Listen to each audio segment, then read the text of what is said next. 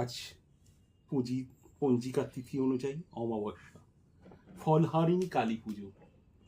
সবাই নিরামিষ খাচ্ছে, ফল খাচ্ছে, আর আমরা ভেবেছি একটু ব্যতিক্রমী হব, কিন্তু না, আমরা তো আজকে অমাবস্যা পালন করতে পারিনি। মা সবই জানেন, মায়ের কাছে আমরা আশীর্বাদ ধন্য।